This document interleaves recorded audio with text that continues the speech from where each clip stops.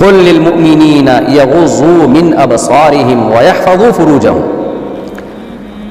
اجازت سے متعلق اللہ احکام دینے کے بعد ایک اور بہت اہم ترین اللہ تعالیٰ حکم دے رہے ہیں مسلم سوسائٹی کے لیے۔ یہ وہ احکام ہے جن کا غیر مسلموں کے ہاں کوئی ویلیو نہیں ہے ان احکام کی۔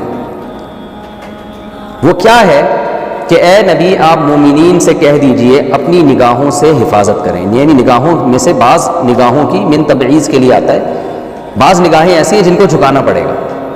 وَيَحْفَظُوا فُرُوجَهُمْ، اور اپنی شرمگاہوں کی حفاظت کریں۔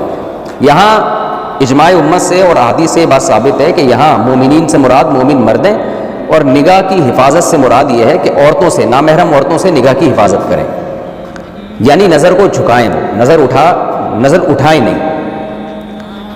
میں پوری پہلے آیت کا مفہوم بیان کر دوں، پھر اس کے فقہی احکام اور اختلاف جو اس میں ہے وہ انشاءاللہ بیان کروں گا۔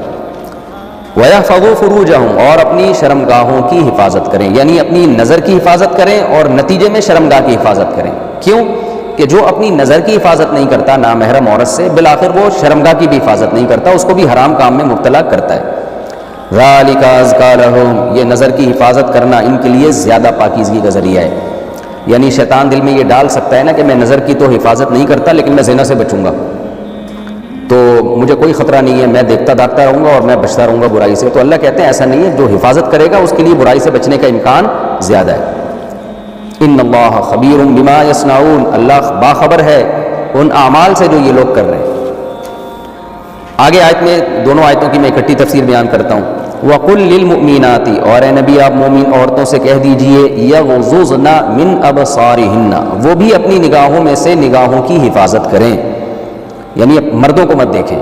وَيَحْفَظْنَ فُرُوجَهُنَّ، اور اپنی شرمگاہوں کی بھی حفاظت کریں۔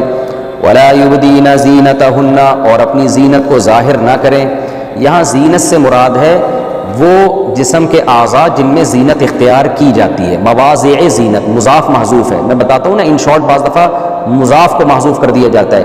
جیسے ہم کہتے ہیں میری گاڑی پنچر ہو گئی، تو مراد گاڑی کا ٹائر، گاڑی کا ٹائر۔ میں 3 پلیٹیں کھا گیا، مراد پلیٹیں نہیں ہیں بلکہ پلیٹوں میں جو کھانا ہوتا ہے وہ کھا جاتے ہیں آپ۔ تو بعض دفعہ نسبت ایسی چیز کی طرف کر دی جاتی ہے ان شارٹ جس کی طرف نسبت بنتی نہیں ہے، لیکن ان شارٹ کر دی جاتی ہے۔ تو قرآن نے بھی ان شارٹ بیان کیا، بلاغت کے اس میں نقطے ہوتے ہیں کہ اپنی زینت کو ظاہر نہ کریں، یعنی وہ ان اعضاء کو ظاہر نہ کریں جن میں زینت اختیار کی جاتی ہے، کیونکہ آگے جو مستثنیٰ ہو رہا ہے نا وہ اعضاء ہی ہیں جن کو استثناء کیا جا رہا ہے۔ یعنی اللہ تعالیٰ فرما رہے ہیں کہ اپنی زینت کو ظاہر نہ کریں سوائے ان اعضاء کے جو کھلے رہتے ہیں۔ تو کیا مطلب؟ ان اعضاء کو چھپائیں جن میں زینت اختیار کی جاتی ہے، البتہ کچھ اعضاء ایسے ہیں جن میں زینت تو اختیار کی جاتی ہے مگر وہ ظاہر رہتے ہیں۔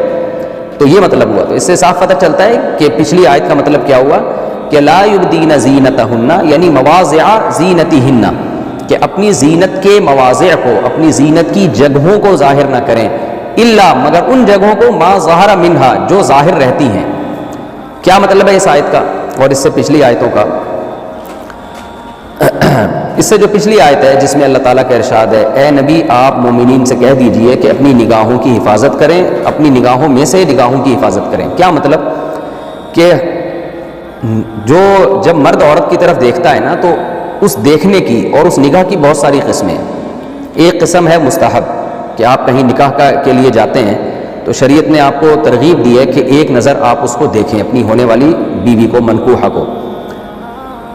جیسے حضرت مغیرہ ابن شعبہ رضی اللہ عنہ سے بھی مروی ہے کہ آپ صلی اللہ علیہ وسلم نے حکم دیا، یہ حکم استحبابی حکم ہے، استحباب کا مطلب کوئی واجبی حکم نہیں ہے لیکن مستحب قرار دیا۔ تو یہ وہ نگاہ ہے جہاں حفاظت واجب نہیں ہے بلکہ مستحب ہے کہ اس کو دیکھ لیا جائے، جس کو ساری زندگی کے لیے شریکہ حیات بنانے جا رہے ہیں۔ ایک دیکھنا وہ ہے جو جائز ہے، جو مستحب یا ثواب تو نہیں ہے لیکن جائز ہے۔ وہ کون سا دیکھنا ہے کہ آپ کو کسی نامحرم عورت کو دیکھنے سے کہیں بھی شہوت کا کوئی دور دور کا اندیشہ نہیں ہے آپ نے، اور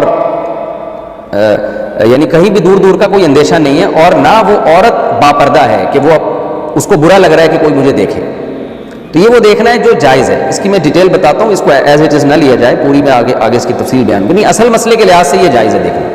اور ایک تیسرا دیکھنا وہ ہے جس میں آپ شہوت کی نیت سے کسی عورت کو دیکھ رہے ہیں، لذت حاصل کرنے کے لیے کہ کتنی خوبصورت ہے اور اس میں آپ کی طبیعت پر اس کی طرف مائل ہو رہی ہے، یہ نظر بالشہوہ کہلاتی ہے، یہ حرام ہے جو اس آیت میں داخل ہے۔ اور ایک چوتھی صورت یہ کہ آپ دیکھ تو شہوت کی نیت سے نہیں رہے ہیں، لیکن آپ کو خطرہ ہے کہ میں دیکھوں گا تو شہوت پیدا ہو جائے گی، تو یہ دیکھنا بھی حرام ہے۔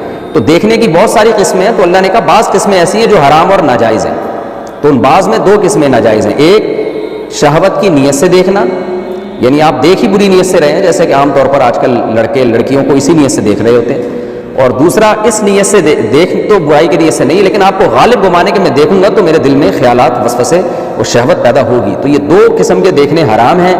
ایک قسم کا دیکھنا جائز ہے، وہ دیکھنا ہے کہ جس میں آپ کو کوئی نہ شہوت ہے نہ شہوت کا کوئی خطرہ ہے، اور ایک قسم کا دیکھنا مستحب ہے، وہ ہے کہ آپ نکاح سے پہلے کسی ضرورت سے دیکھتے ہیں۔ اسی طرح علاج معالجے کی نیت سے دیکھنا ڈاکٹروں کا کسی پیشنٹ کو، تو وہ بھی جائز ہے۔ اسی طرح کورٹ میں جب کوئی عورت گواہی کے لیے آتی ہے تو عدالت کا اس عورت کے چہرے کی طرف دیکھنا، تاکہ اس کو کانفیڈنٹلی یہ پتا ہو کہ کس عورت نے گواہی دی ہے، کیونکہ کیس میں ایسا مبہم چیزیں نہیں ہوتی، جو گواہ ہوتے ہیں ان کا ریکارڈ رکھا جاتا ہے۔ پہلے زمانے میں تو کمپیوٹرائز سسٹم نہیں تھا، نہ کوئی بایو میٹرک کا کوئی سسٹم تھا، تو اس میں تو یہی تھا کہ جج دیکھے علی وجہ البصیرہ کہ کون سی عورت ہے جو فلاں کے خلاف گواہی دے رہی ہے، ایسا نہ ہو کہ برقعے میں کوئی اور عورت چھپی ہوئی ہو، نام کسی اور کا اناؤنس ہو رہا ہو، تو گواہی کا سارا نظام خراب ہوگا۔ تو جج کے لیے عورت کی طرف دیکھنا جو گواہی دے رہی ہے اس کو دیکھنا، یعنی جہاں بھی ضرورت ہوگی وہاں دیکھنا بلا کراہت جائز ہے، اور جہاں ضرورت نہیں ہے تو وہاں پر شہوت کی نیت سے دیکھنا حرام ہے، یا شہوت کا خطرہ ہو تو بھی دیکھنا حرام ہے۔ تو یہ تو میں نے فقہی مسئلہ بیان کیا۔ یہی مسئلہ عورت کے لیے کہ عورت مرد کو جو دیکھے گی تو عورت کے لیے بھی مرد کو دیکھنا شہوت کی نیت سے بالکل حرام ہے، شہوت کی نیت نہیں ہے لیکن شہوت کا خطرہ ہے تو بھی ناجائز اور حرام ہے۔ اور اگر یہ دونوں مسئلے نہیں ہیں تو عورت کے لیے مرد کی طرف دیکھنا پھر جائز ہے۔